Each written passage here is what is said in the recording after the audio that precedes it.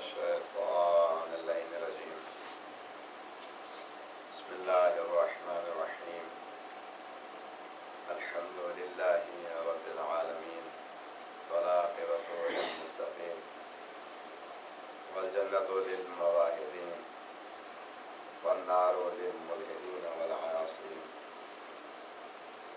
الصلاة والسلام على أشرف الأنبياء والمرسلين شفيع ذنوبنا وطبيب نفوسنا وحبيب قلوبنا مولانا ومولى الثقلين إمام القبلتين جد الحسن والحسين القاسم محمد اللهم صل على محمد وآل محمد وأهل بيته الطيبين الطاهرين المعصومين المظلومين لا سيما بقية الله في الأراضين الذين أظهر الله عنهم الرجس وطهرهم تطهيرا اللهم صل على محمد وآل محمد رحمة الله على أعدائهم أجمعين من يوم عذابتهم إلى قيام يوم الدين أما بعد قال الله تعالى في محكم كتابه المبين بسم الله الرحمن الرحيم وإذ يرفع إبراهيم القواعد من البيت وإسماعيل ربنا تقبل منا إنك أنت السميع العليم ربنا واجعلنا من ذريتنا أمة مسلمة لك وأرنا مناسكنا وتب علينا إنك أنت التواب الغفور الرحيم صلوات پڑھیں اللهم صل على محمد وآل محمد سورہ مبارکہ بقرہ کی ایک آیت کی دعا قرار دی ہے آج کے لیے ارشاد رب ہدیت ہے اے رسول اس وقت کو یاد کرو جب حضرت ابراہیم اور حضرت اسماعیل اس گھر کی بنیادوں کو اٹھا رہے تھے بلند کر رہے تھے اور کہتے جا رہے تھے اے پروردگار ہماری اس محنت کو اپنی بارگاہ میں قبول فرما پھر اس کے بعد انہوں نے دعا فرمائی ربنا وجعلنا مسلمین لک پروردگار ہم دونوں کو اپنا مطیع و فرما بردار قرار دے ومن ذریتنا امتا مسلمتا لک اور ہماری ذریت میں سے بھی ایک امت مسلمہ فرما بردار کو وہ قرار دے وَآرِنَا مناسکنا اور ہماری عبادت کی مقامات سے ہمیں آشنائی فرما ہمیں دکھا دے وَتُبْ عَلَيْنَا إِنَّكَ أَنْتَ التَّوَّابُ الرَّحِيمُ ہماری توبہ قبول فرما بے شک کہ تو بخشنے والا اور رحم کرنے والا ہے صلوات پڑھیں اللهم صل على محمد وآل محمد قرآن مجید فرقان حمید کی تلاوت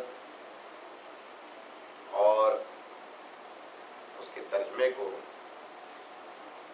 غور سے اگر پڑھیں تو جو ہم ایک جملہ سنتے آتے ہیں کہ قرآن کی بعض آیات کی تفسیر کرتے ہیں تو ہمیں معلوم ہو جائے گا کہ قرآن کی کس آیت کے ذریعے سے کس آیت کی تفسیر ہو رہی ہے پھر اگر کسی حد تک ہم عربی کے اسرار و نمو سے واقف ہوں تو ہم الفاظ کے ذریعے سے بہت سے معنی اور مطالب کو سمجھ سکتے ہیں مثلا اسی آیت میں اگر ہم چلیں جہاں لفظ استعمال ہوا اذ و اذ یرفع ابراہیم القواعد من البیت و اسماعیل اے میرے رسول اس وقت کو یاد کرو یہ جو عربی زبان میں اذ ہے الف اور زال کے ساتھ ہمیں عربی زبان میں یہ بتایا گیا کہ اس کا مطلب زمان و مکان ہے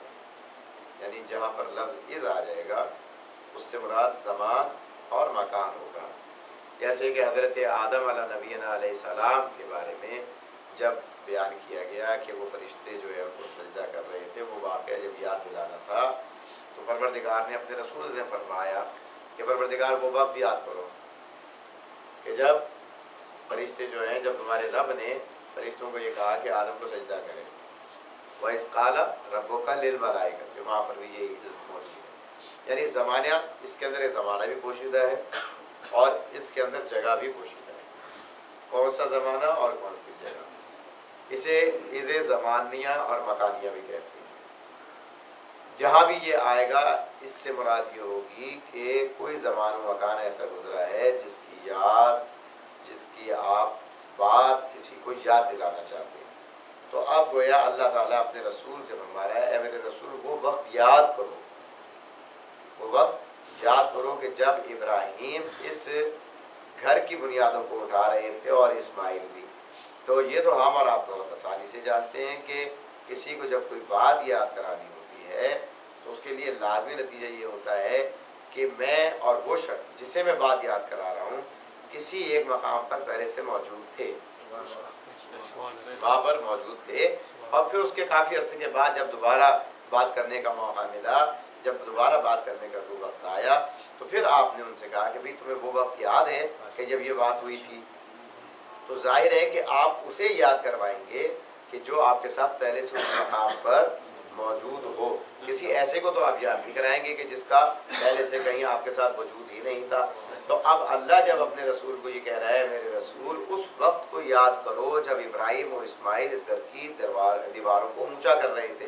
تو پروردگار عالم کسے یاد دلوا رہا ہے؟ یہ رسول تو اب دنیا میں آئے گا، اس کے بعد تیری آیت کے ذریعے سے اسے پتہ چلے گا کہ حضرت ابراہیم اور اسماعیل نے دیواریں اونچی کی تھیں. تو یہ عز لانے کی ضرورت کیا ہے؟ یہاں تو پیغام دینے کی بات ہے کہ اے رسول ہم نے ابراہیم اور اسماعیل کے ذریعے سے اس گھر کی دیواریں اونچی کروائی. تو یہ کہنے کی کیا ضرورت ہے کہ اس وقت کو یاد کرو؟ تو آواز قدرت آئے گی کہ یہ تمہاری سوچ تو ہو سکتی ہے، تمہاری فکر تو ہو سکتی ہے، میں جانتا ہوں کہ میرا نبی اس وقت بھی موجود تھا جب ابراہیم اور اسماعیل اس گھر کی دیواروں کو اونچا کر رہے ہیں.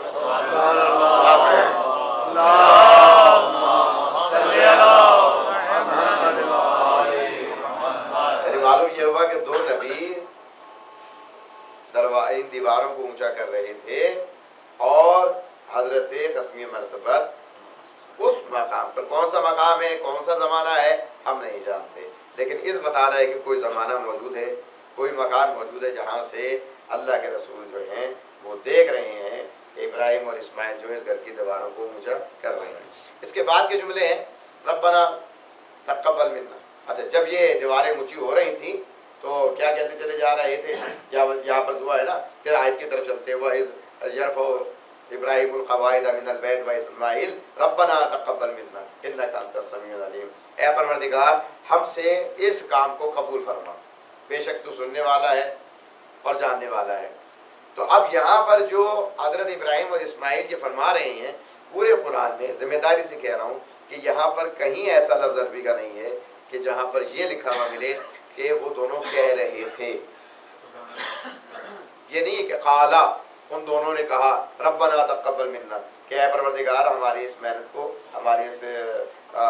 کو قبول فرما اپنی بارگاہ میں. کہیں بھی قالا کا لفظ نہیں ہے. یعنی ایک تو ہوتا ہے قالا یعنی ایک آدمی نے کہا، اور اگر الف لگا دیا جائے قالا تو اس کا مطلب دو آدمی، یعنی وہ یہ کہتے چلے جا رہے تھے یا وہ یہ دعا مانگتے چلے جا رہے تھے.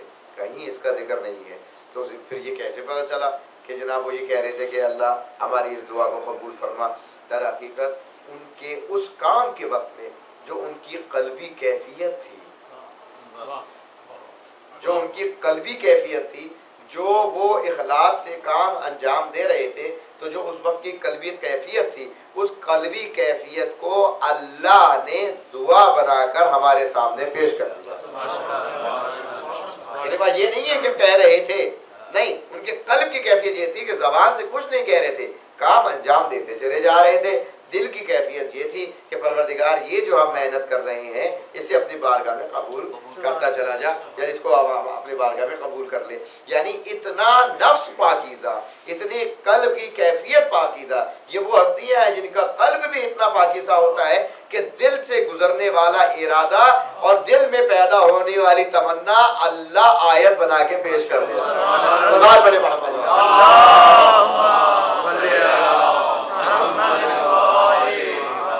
یہ ہستیاں تو ہیں حضرت ابراہیم و حضرت اسماعیل علیہ السلام کی ہستیاں.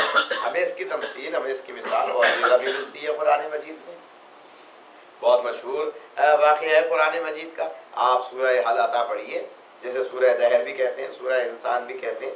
آپ اس کی تلاوت کیجئے، بالکل یہی قلبی کیفیت آپ کو وہاں پر مل جائے گی کہ جہاں پر ایک دن یتیم آتا ہے، ایک دن اسیر آتا ہے، ایک دن مسکین آتا ہے، ٹھیک ہے. تو وہاں پر جب یہ سارے آ رہے ہیں، آپ نے کیا کہ افطاری کے لیے تو بیٹھے تھے نا. میں پورا واقعہ آپ کے ذہن میں صرف دہرانا نہیں چاہ رہا، اشارہ کروں گا کہ وہاں پر معلوم ہے نا کہ روزے رکھے تھے. تو ایک دن مسکین آیا، یتیم آیا، پھر دوسرے یتیم، پھر مسکین، اسیر، اس طرح تینوں دن آتے رہے. تو یطعمون الطعام علی حبہ مسکینا و یتیما و اسیرا، یہ قرآن مجید نے ان کی کیفیت کو بیان کر دی.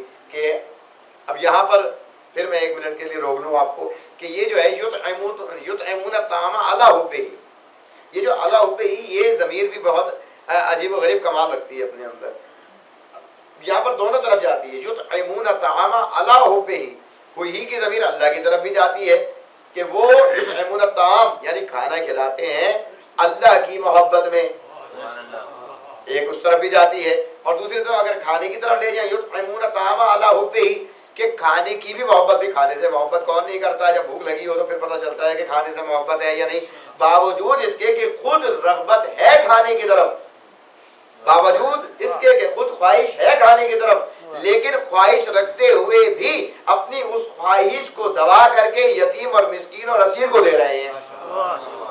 اور پھر اس کے بعد جب دے رہے ہیں تو پھر قرآن مجید میں وہی لفظ جیسے کہ وہ سورہ بقرہ کی آیت میں کہ یہاں پر کہیں نہیں ملے گا کہ قالو، اور وہ کہہ رہے تھے کہ انما نطعمکم لوجہ اللہ لا نرید منکم جزاء ولا شکورا. یہاں پر کہیں نہیں ملے گا کہ وہ یہ روٹیاں دیتے چلے جا رہے تھے اور یہ کہتے چلے جا رہے تھے. نہیں، روٹیاں تو دے رہے تھے، لیکن قلبی کیفیت یہ تھی کہ ہم جو کچھ تمہیں دے رہے ہیں، ہم اس سے تمہارے نہ کوئی قدردانی چاہتے ہیں اور نہ کوئی شکریہ چاہتے ہیں.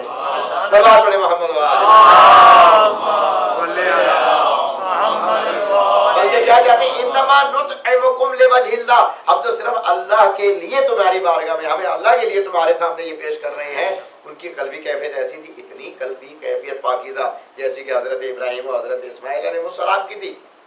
ان کی بھی ایسی قلبی کیفیت پاکیزہ تھی کہ ان کی قلبی کیفیت کو پروردگار نے قرآن کی آیت بنا کے ہمارے سامنے پیش کر دیا. صلوات پڑھیں. ابھی آیت آگے بڑھ رہی ہے، اس لیے آیتوں کا ترجمہ آپ تک پہنچاؤں گا. نتیجہ انشاءاللہ بہت اچھے طریقے سے آپ نکال لیں گے. اور ماشاءاللہ بطفیل محمد و آل محمد ممبر کے توسط سے ہمارے اذہان جو ہیں بہت زیادہ بیدار ہیں اس معاملے میں کہ جہاں بھی آیات اس قسم کی ہمارے سامنے آتی ہیں، ہمارا جو ذہن منتقل ہو جاتا ہے کہ اس کا نتیجہ کیا برآمد ہوگا. اب جہاں پر یہ ارشاد فرما دیا گیا کہ ربنا تقبل منا انک انت السمیع العلیم، پھر اس کے فوراً بعد دعا کی ربنا وجعلنا مسلمین لک ومن ذریتنا امۃ مسلمۃ لک. پروردگار ہمیں اپنا مطیع و فرما بردار بنا لے، ہمیں اپنا مطیع و فرما بردار. صرف ہمیں نہیں، صرف ہمیں نہیں، یعنی حضرت ابراہیم اور اسماعیل، یہ نہیں کہ صرف ہمیں، کہ ہمیں نہیں بلکہ ایک امت مسلمہ قرار دے دے. اپنے لیے بھی مانگی دعا ربنا وجعلنا مسلمین لک ومن ذریتنا امۃ مسلمۃ لک، ہماری ذریت میں سے بھی ایک مسلمان امت کو خلق کر دے، ایک مسلمان امت پیدا کر دے. تو عزیزان محترم، مجھے نہیں یاد پڑتا ہے کہ قرآن مجید فرقان حمید میں کسی مقام پر کسی نبی نے کوئی دعا مانگی ہو اور قبول نہ ہوئی ہو. ہاں، اگر آپ کی علم میں ہو تو میرے علم میں اضافہ فرما دیجئے گا، میری اصلاح ہو جائے گی. کہ مجھے نہیں معلوم کہ کسی بھی نبی بھائی پہلے ہی نبی کی بات لے لیجئے جہاں تک کہ اولا ہمارے سامنے موجود ہے. اے پروردگار، اگر تو نے ہمیں نہ بخشا تو ہم گھاٹا اٹھانے والوں میں سے ہو جائیں گے. اللہ نے آدم کو عصمت تعلیم کر دی ہے، انہوں نے اس کے ذریعے سے توبہ کی اور ان کی توبہ قبول ہوئی. انہوں نے جو دعا مانگی وہ دعا قبول ہوئی. آدم سے لے کر کے حضرت عیسیٰ اور حضرت عیسیٰ کے بعد حضرت نبی سے لے کر کے آخری مانگ ہمیں نہیں معلوم کہ کسی کی دعا قبول نہ ہوئی ہو یا رد کر دی ہو. تو اب میرا سوال یہ ہے کہ جب حضرت ابراہیم علیہ السلام اور حضرت اسماعیل علیہ السلام یہ دعا مانگ رہے ہوں کہ ربنا وجعلنا مسلمین لک، تو ان کی دعا تو قبول ہو رہی ہوگی نا کہ ہمیں اپنا مطیع و فرما بردار بنا دے. وجعلنا من ذریتنا، پھر اس کے بعد کیا فرمایا؟ ربنا وجعلنا من، ہماری ذریت میں سے بھی ایک گروہ مسلمانوں کا خلق کر دے. یعنی ہماری ذریت میں سے بھی ایک فرما بردار گروہ ہمارے سامنے ہو. تو اب سوال یہ ہے کہ کیا حضرت ابراہیم اور اسماعیل کی یہ دعا قبول نہیں ہوگی جہاں ابراہیم جیسا دعا مانگنے والا ہو، اسماعیل جیسا آمین کہنے والا ہو۔ وَمِن ذُرِّيَّتِنَا أُمَّةً مُسْلِمَةً لَكَ، ہماری ذریت میں سے بھی ایک امت مسلمہ خلق کر دے۔ تو اب کوئی مسلمان یہ کہے کہ دعا قبول نہیں ہوئی تو دلیل بتا دے کہ دعا قبول نہیں ہوئی، تو ان کے پاس اگر یہ دلیل یہ ہو کہ جناب اس کے بعد کوئی ضرورت امت مسلمہ نہیں، لیکن ہم کہتے ہیں کہ دعا قبول ہوئی، اور جب دعا قبول ہوئی تو اب جب دعا قبول ہو گئی، اور ہر نبی کی دعا قبول ہوتی ہے، جب دعا قبول ہو گئی تو پھر ڈھونڈنا پڑے گا کہ وہ امت مسلمہ کون ہے۔ حضرت ابراہیم کے بعد سے لے کے میرے نبی تک آپ کی ضروریت میں وہ امت مسلمہ کون ہے؟ اور یہی وجہ ہے کہ دعا کیا مانگی تھی کہ ہم میں سے ایک امت مسلمہ خلق کر، پروردگار عالم نے دعا قبول کی، لیکن صرف اتنی ہی نہیں کی جتنی مانگی تھی۔ جو خاصان خاص جب دعا مانگتے ہیں تو وہ دعا منو ان قبول تو ہوتی ہے، لیکن اس کے ساتھ ساتھ اتنی ہی نہیں ہوتی جتنی مانگی ہوتی ہے، بلکہ اس سے کچھ بڑھ کر دیتا ہے۔ اس کی شان کریمی یہی ہے، اس کی تو شان کریمی ہے، وہ بڑھ کے دیتا ہے۔ اے ابراہیم و اسماعیل، تم نے دعا مانگی اس حوالے سے کہ ہماری امت میں سے ایک گروہ مسلم قرار دے، تو تم تو مسلمان مانگ رہے تھے، ہم تمہیں مومن دیں گے۔ صلوات پڑھیں محمد وآلہ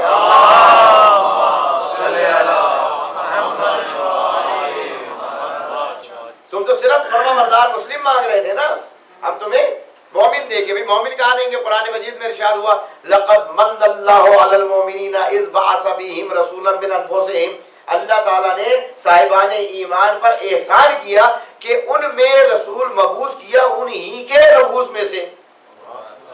تو دعا کیا مانگی تھی کہ ہم میں سے ایک گروہ مسلم خلق کر دے، ایک امت مسلمہ خلق کر دے۔ تو پروردگار نے کہا صرف امت مسلمہ نہیں، میں تو مومن دوں گا۔ تو اب وہ صاحبان ایمان ڈھونڈیے جن میں ہمارا رسول آیا ہے۔ صلوات پڑھیں محمد وآلہ محمد۔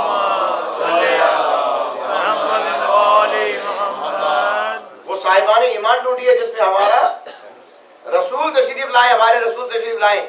اس کے بعد میں کیا ہے؟ وَإِن كَانُوا مِن قَبْلُ لَفِي ضَلَالٍ مُبِينٍ، اس سے قبل کے وہ کھلی ہوئی گمراہی میں تھے۔ کون گمراہی میں تھے؟ مومن۔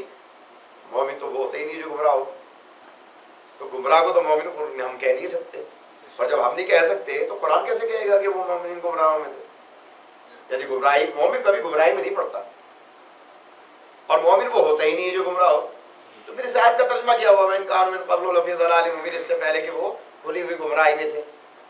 دیکھیے سورہ جمعہ کی آیت اپنے مقام پر، یہ سورہ بقرہ کی آیت بھی ہے، سورہ آل عمران کی بھی آیت بھی ہے، یہ مقام اپنی جگہ پر۔ لقد من اللہ، من اللہ، اللہ نے احسان کیا، یہاں پر لفظ احسان کیا، اور وہاں پر یہ کہ مبعوث کیا، یہاں احسان ہے۔ یعنی کیا مطلب؟ یہ جو گروہ ہے، یہ صاحبان ایمان کا گروہ تھا، یہ ہر آن دعا مانگا کرتا تھا کہ پروردگار ہم کب تک اپنے ایمان کو چھپا کے رکھے؟ توجہ چاہیے، کب تک ہم اپنے ایمان کو چھپا کے رکھے؟ یہ میں ایسے نہیں کہہ رہا کہ آپ سمجھے کہ میں نے کہہ دیا ان کی محبت میں کہ وہ اپنے ایمان کو چھپایا کرتے تھے۔ اگر قرآن میں اس کی دلیل نہ ہو تو بخدا ہم کبھی ایمان کے چھپانے کی بات نہ کریں۔ سورہ المومنین کی تلاوت کر لیجئے، آپ کو معلوم ہو جائے گا، شروع میں ہی آپ کو مل جائے گا۔ ایک شخص ہے جو حضرت موسیٰ علیہ السلام کو بار بار بچا رہا ہے فرعون کے ذریعے سے، فرعون کے عذاب سے، فرعون کے عذاب سے بار بار بچا رہا ہے۔ قرآن مجید نے اس کی صفت بیان کی، قال رجل مومن من آل فرعون یکتم ایمانہ، کہا ایک مرد مومن نے جو آل فرعون میں سے تھا، جو آل فرعون میں سے تھا، کیا صفت تھی؟ یکتم ایمانہ، اپنے ایمان کو چھپاتا تھا۔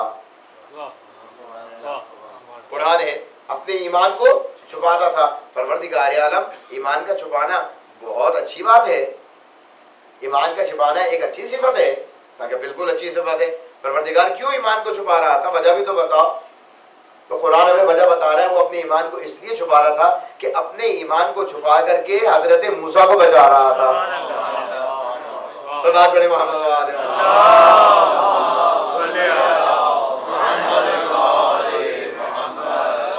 دیکھیے اب ہمیں معلوم ہوا کہ ایمان کا چھپانا جو ہے وہ منافقت نہیں ہوتا، بلکہ کہیں پر ضرورت کے تحت ایمان کو چھپا کر اگر نبی کو بچایا جا سکتا ہے تو ایمان کو چھپانا واجب ہے، اور وہ ایمان کو چھپا کر کے اپنے نبی کو بچا رہا تھا۔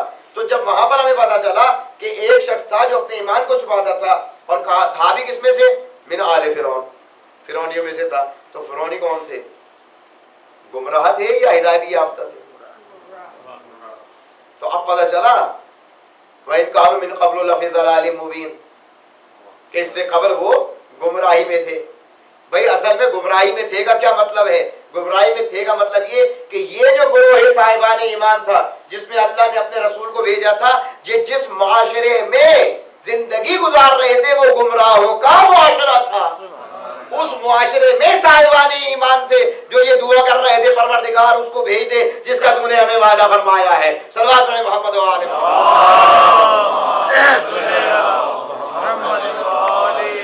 خود گمراہ نہیں تھے، خود گمراہ نہیں تھے، وہ معاشرہ گمراہ تھا جس میں وہ زندگی گزار رہے تھے۔ لقد من اللہ علی المؤمنین اذ بعث فیہم، اللہ نے احسان کیا مومنین پر کہ ان میں ایک رسول کو مبعوث کیا۔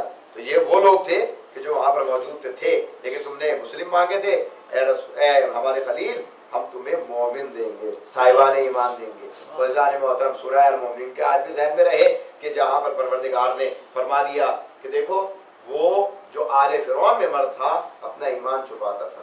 کیوں چھپاتا تھا؟ کہ میرے نبی کو بچانا ہے۔ بس ہمیں یہیں سے ایک نقطہ ہمارے ذہن میں آ گیا اور ہمیں سمجھ میں آ گیا کہ جو اپنے اسلام کو، ایمان کو چھپا کر نبی کو بچائے اسے قرآن کی زبان میں مومن کہتے ہیں۔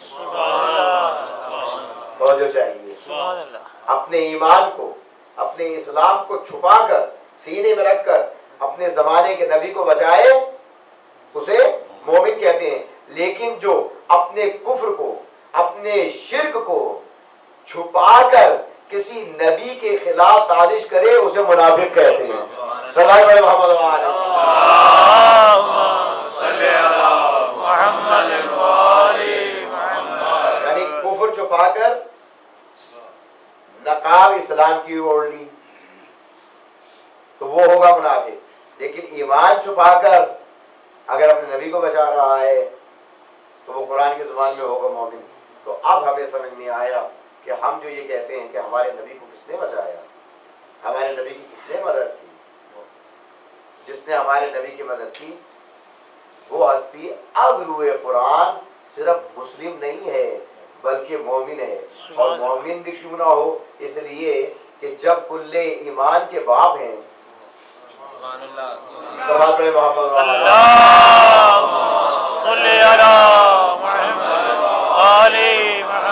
یہ شان ہے حضرت ابو طالب، اور یہ وہ گروہ ہے مسلم جس کی دعا حضرت ابراہیم و حضرت اسماعیل نے مانگی تھی۔ اب ہمیں وہ گروہ ڈھونڈنے میں کوئی دشواری نہیں ہوگی، واقعات سب آپ کے سنے میں ہیں، اور اس حالت میں ایمان پر پہنچے بھی ہوں، اس حالت میں اتنا قوی ایمان ہو، قوی یقین ہو کہ ابرے سے جا کر کے یہ کہہ دے کہ اونٹوں کا مالک میں ہوں، کعبے کا مالک کوئی اور ہے، تو میرے اونٹ واپس کر، جس کا جو کعبے کا مالک ہے وہ خود اس کو بچا لے گا۔ یہ کیفیت بتا رہی ہے کہ ایمان کی کس منزل پر فائز ہیں۔ محمد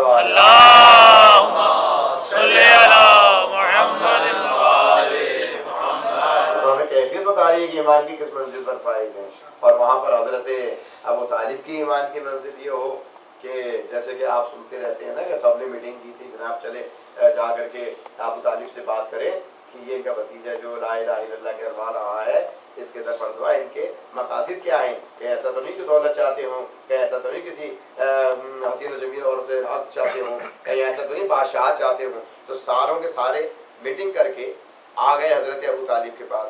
کیوں؟ کیا حضرت نبی کریم صلی اللہ علیہ وسلم نے کوئی اپنا پرسنل سیکرٹری رکھا ہوا تھا، یا انہوں نے وہ منع کیا ہوا تھا کہ کوئی مجھ سے ملنے کے لیے نہ آئے؟ ہمیں تو کوئی ایسی روایت نہیں ملتی۔ جس کو ضرورت پڑتی تھی وہ فوراً حضرت ختمی مرتبہ کے پاس چلا جاتا تھا، کسی اور کے پاس جانے کی ضرورت نہیں ہوتا تھا، اللہ کے نبی اس سے ملاقات کر لیا کرتے تھے۔ تو سارے مل کے وہ ڈائریکٹ رسول کے پاس کیوں نہیں آئے، حضرت ابو طالب کے پاس کیوں چلے گئے، اور ان سے جا کر کے کہہ رہے ہیں کہ اگر آپ کے بھتیجے کی یہ خواہش ہے تو ہم پوری کریں گے، یہ خواہش ہے تو پوری کریں گے، یہ خواہش ہے تو پوری کریں گے، بس ایک خواہش ان سے منوا لیجئے کہ وہ ہمارے بتوں کو برا کرنا چھوڑ دیں. تو یہ آئے کیوں تھے حضرت ابو طالب کے پاس؟ ڈائریکٹ حضرت ختمی مرتبہ کے پاس آ جاتے کہ اگر آپ کو دولت چاہیے تو ہم دے دیں گے, اگر اپنے حسین و جمیل عورت سے شادی کرنی ہے تو ہم کروا دیں گے, اگر آپ کے سر پہ سرداری کا تاج رکھنا چاہیے تو ہم رکھ دیں گے. تو یہ ساری باتیں ان سے بھی کہہ سکتے تھے.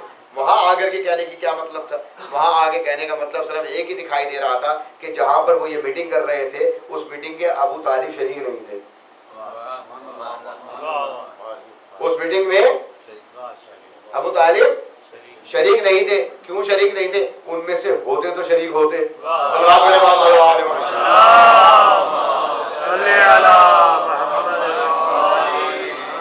یہ بھی عجیب دستور ہوا کہ وہ ان کے پاس آئے. تو بہرحال تو کون کس کس کا بیان کیا؟ حضرت ہاشم کا بیان کرنے, حضرت عبد المطلب کا بیان کرنے, حضرت ابو طالب کا بیان کرنے. یہ سارا خاندان وہ امت مسلمہ ہے جس کی دعا حضرت خلیل نے مانگی. اور الحمدللہ کوئی انہیں پہچانے یا نہ پہچانے, الحمدللہ ہمیں یہ افتخار حاصل ہے, ہمیں یہ فخر حاصل ہے کہ ہمیں پروردگار عالم نے ایسے خاندان میں بھیجا ہے کہ جو ان ہستیوں کے ماننے والے ہیں. جب بھی کبھی آپ نماز پڑھیں تو 2 رکعت نماز شکرانہ ضرور پڑھیں. پروردگارہ تیرا شکر ہے کہ تو نے کس گھر میں ہمیں بھیجا, کس گھر میں ہمیں بھیجا, ہدایتی یافتہ گھر میں بھیجا, اہل بیت کے ماننے والوں میں ہمیں گھر میں بھیجا.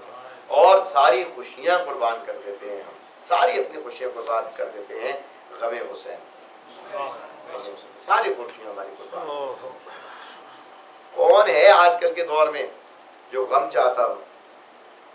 کوئی نہیں چاہتا غم, کوئی دکھ نہیں چاہتا, کوئی رنج نہیں چاہتا. لیکن ہم خوشی کے ساتھ غم حسین کو اپنے سینے سے لگا دیتے. پروردگار تیرا شکر ہے کہ یہ غم تو نے ہمارے حصے میں رکھ دیا, ہمارے حصے میں رکھ دیا. اور آج 1436 کا یہ محرم جو اپنے اختتام کو پہنچ رہا ہے, ممکن ہے کہ کل پہلی ہو جائے. پہلی تاریخ کی نماز پڑھنا مت بھولیے گا, اپنا اپنے آباء کا صدقہ بھی دیجیے گا. سر یہ سفر اگر کل ہو جاتی ہے تو کون ہے ایسا کہ اتنی شدت سے انتظار کرنا محرم کا, کہ ادھر رمضان المبارک آیا تو میں نے خود دیکھا ہے کہ اتنا شاید عید الفطر کا انتظار نہیں ہو رہا ہوتا تھا جتنا محرم کی تیاری. بھئی عید تو آئے گی آئے گی, ہم نے محرم کے لیے کیا تیاری کرنی ہے, کس ذاکر کا بندوبست کرنا ہے, کیسے فرش اعضا بچھانی ہے, کیسے اشتہار چھاپنے ہیں, کیسے لوگوں کو دعوت دینی ہے. عزیزان محترم, میں نے تو رمضان کہہ دیا, مجھے تو یاد پڑتا ہے کہ جو عوام مجھے جانتے ہیں وہ تو مجھے رجب اور شعبان میں کہنا شروع ہو جاتے ہیں. اتنا کس کے لیے کر رہے ہوتے ہیں؟ غم حسین کے. اور یہ کیوں کرتے ہیں غم حسین کے لیے اہتمام؟ کہ خود امام کا یہ جملہ ہے, خود امام کا جملہ ہے یہ کہ کوئی مجھے یاد نہیں کرے گا مگر آنسو بہا کے یاد کرے گا. خود امام کا جملہ ہے, امام حسین علیہ السلام کا جملہ ہے کہ مجھے یاد نہیں کرے گا کوئی مگر یہ کہ آنسو بہا کے مجھے یاد کرے گا, اس لیے کہ میں وہ ہوں جسے رلا رلا کے قتل. امام کے جملے ہیں یہ, میں وہ ہوں کہ جسے رلا رلا کے قتل کیا گیا. کبھی اور محمد کو شہید کر کے رلایا, کبھی حضرت قاسم کے لاشوں کو پامال کر کے رلایا, کبھی علی اکبر کے سینے میں برچی مار کے رلایا, کبھی حضرت عباس کے شان قلم کر کے رلایا, کبھی شش ماہ علی اصغر کو شہید کر کے رلایا. میں وہ ہوں جسے رلا رلا کر کے شہید کیا گیا. عزادار بہت تمنا تھی, بہت تمنا تھی. 2 طریقے سے یہ روایت ہم تک پہنچی. ایک حضرت سکینہ سلام اللہ علیہ کے حوالے سے بھی پہنچی, اور ایک حضرت امام سجاد کے حوالے سے بھی ہمارے سامنے پہنچی کہ جس وقت امام خیمہ امام سجاد میں آئے ہیں اور آنے کے بعد آپ نے امام سجاد کے شانے کو پکڑ کر سورہ الحمد کی تلاوت کی. امام سجاد نے غش سے آنکھیں کھولی, بابا کے آنے کا مقصد پوچھا, اور جب بابا کو دیکھا سر سے لے کے پاؤں تک زخمی. امام حسین زخمی ہے, بابا آپ سر سے پاؤں تک زخمی ہے. ہاں بیٹا آپ ذرا ہوش سے غش سے آنکھیں کھولو اور ہماری یہ بات سن لو کہ اب ہم جا رہے ہیں, ہم رخصت آخر کے لیے آئے, ہم رخصت آخر کے لیے آئے ہیں. بابا آپ زخمی ہیں, رخصت آخر کے لیے آئے ہیں. حضرت عباس کیا ہوئے, یعنی چچا عباس کیا ہوئے, علی اکبر کیا ہوئے, سب کا نام لیا. میرے مولا نے کہا کہ بس مردوں میں یا تم باقی ہو یا ہم باقی, بس ہم رخصت آخر کے لیے آئے ہیں. غش سے آگے کھولو, اب ہم جا رہے ہیں, رخصت ہو رہے ہیں. لیکن بیٹا وہ وصیت میں آپ چاہتا ہوں بیٹا جب تم قافلہ لے کر کے مدینے واپس جاؤ تو جب مدینے واپس جاؤ تو مدینے جانے کے بعد ہمارے شیعوں کو ہمارا سلام کرو.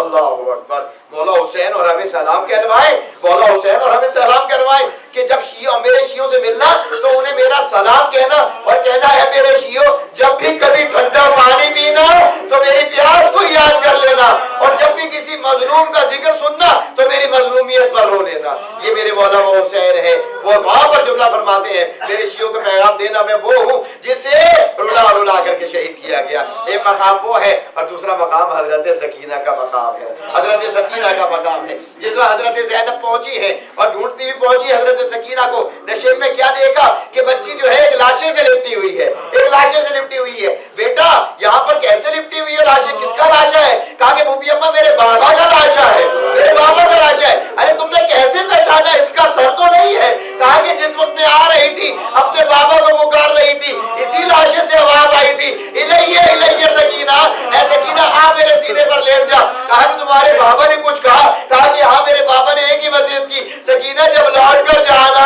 ارے میرے شیعوں کو میرا سلام کہنا اور کہنا جب بھی ٹھنڈا پانی پیو تو اپنے آقا مولا حسین کو یاد کرنا. اللہ لعنت اللہ القوم الظالمین ایسے عالم الذین ظلموا ایہم انقلب ینقلبون. پروردگارہ ہماری اس مختصر سے کاوش کو اپنی بارگاہ میں قبول فرما, سوائے غم حسین کے ہمیں کوئی غم نہ دے. جو بھی ہم نے ذکر محمد و آل محمد کیا ہے پروردگار عالم اسے ہمارے لیے وسیلہ نجات قرار دے, آفات و بلیات سے محفوظ فرما, بانی مجلس کی توفیقات خیر میں اضافہ فرما, حاضرین مجلس کی توفیقات خیر میں اضافہ فرما, شر شیاطین سے تمام مومنین کو محفوظ فرما. ہمارے علماء خطباء ذاکرین سوز خان ماتمی حضرات مومن مومنات عزادار جہاں بھی انہیں پناہ امام زمان میں قرار دے, قائم آل محمد علیہ السلام کے ظلم تعجیل فرما. پروردگارہ بہت سے ہمارے مومنین بیمار ہیں اور انہوں نے خصوصاً دعاؤں کے لیے کہہ رکھا ہے, کچھ موذی امراض میں مبتلا ہیں, وبائی امراض میں مبتلا ہیں, لا علاج مرض میں مبتلا ہیں. تجھے واسطہ ہے شہداء کربلا کا, تجھے واسطہ ہے حضرت سید سجاد کا, تجھے واسطہ ہے باب الہوائی حضرت امام موسیٰ کاظم کا, تجھے واسطہ ہے باب المراد حضرت امام حضرت عباس علیہ السلام کا. پروردگار عالم جنہوں نے میرے ذمہ دعائیں کر رکھی ہیں پروردگارہ وہ جس مرض میں بھی مبتلا ہیں تمام کو شفا کاملہ عطا فرما. میرے مالک باقی محمد و آل محمد ہمارے گناہوں سے درگزر فرما. پروردگار عالم ہم سب کی عاقبت بخیر فرما. قائم آل محمد علیہ السلام کے ظلم تعزیل فرما. ربنا تقبل منا انک انت السمیع العلیم بحق محمد و آل الطاہرین.